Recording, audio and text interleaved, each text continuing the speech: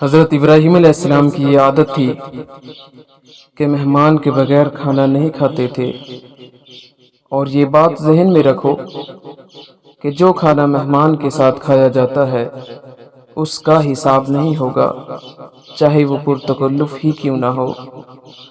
جب بھی بھوک ستاتی تو کسی شخص کو ڈھونڈنے کے لیے آتے اور اس کے ساتھ دسترخوان پہ بیٹھ کے کھانا کھاتے۔ ایک دن ایک مہمان کو ڈھونڈ لائے اور کھانا تیار تھا تو کہا، اللہ کا مبارک نام لیجئے اور شروع کیجئے۔ اس نے کہا، میں تو اللہ کو نہیں مانتا۔ تو کہا، میاں تیرا اور میرا رشتہ کیا ہے؟ میں تجھے اللہ کے نام پہ ہی تو کھلا رہا ہوں کہ تو اس کا بندہ ہے، اور اگر تو اس کا نام ہی گوارا نہیں کرتا تو پھر کیا باقی بچا؟ تو اس نے کہا، روٹی کے چند لقموں کے لیے میں اپنے بت سے بے وفائی نہیں کر سکتا۔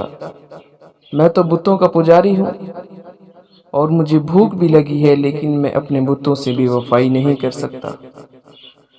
تو حضرت ابراہیم علیہ السلام نے فرمایا، تو اتنا غیرت مند ہے اپنے بتوں کے ساتھ، تیری یہ وفا ہے، تو سن پھر میں بھی اللہ کے نام کے علاوہ تجھے ایک لقمہ نہیں دے سکتا۔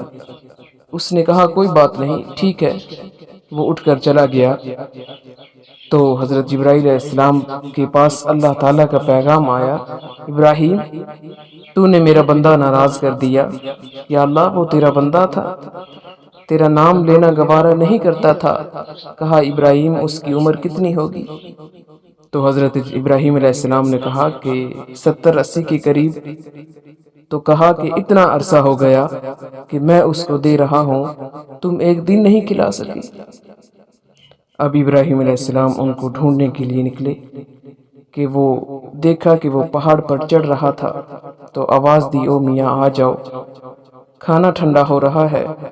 اس نے کہا، آ جاؤں گا، لیکن تمہارے رب کا نام نہیں لوں گا۔ کہا، نہ لینا، آ جاؤ۔ وہ شخص واپس دسترخوان پر بیٹھا، کھانا شروع ہوا تو کہنے لگا، پہلے تو بڑے غصے میں تھے، جلال میں تھے کہ اللہ کا نام نہیں لوگے تو کھانا نہیں دوں گا، ایک دم یہ تبدیلی کیسی؟ اسی رب کا۔ تو کہا کہ مجھے رب تعالیٰ کا پیغام آیا ہے کہ مجھے بھی تو اتنا عرصہ ہوا کہ میں اس کو کھلا رہا ہوں، دے رہا ہوں، تم ایک دن نہیں دے سکے۔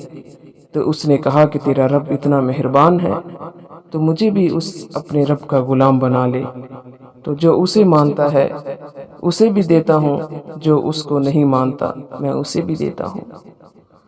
تو کوئی یہ دھوکے میں نہ رہے کہ فلاں کے پاس رزق کتنا ہے، اس لیے وہ اللہ کا مقبول ہے، کہ فلاں تخت حکومت پہ بیٹھا ہے، اللہ کا مقبول ہے، یہ کوئی دلیل نہیں ہے۔ کتنے لوگ ایسے ہیں جو اس کے منکر ہیں، اس کے وجود کے منکر ہیں، لیکن ان سب کے باوجود اللہ تعالیٰ ان کو عطا کرتا ہے، رزق دیتا ہے۔ بلکہ فرمایا کہ اگر تمہارا مجھے لحاظ نہ ہو تو کافروں کے گھروں کی سیڑھیاں بھی سونے اور چاندی کی ہوں، چونکہ ان کو سب کچھ دنیا میں ہی دے دیا جائے گا، آخرت میں ان کا کوئی حصہ نہیں۔ لیکن مسلمان کہیں گے، ہم تو مار ہی دیے، لہٰذا تمہارا خیال رکھتے ہوئے ان کو اتنا دے دنیا کے اندر ان کے گھروں کی سیڑھیاں بھی سونے اور چاندی کی ہوں۔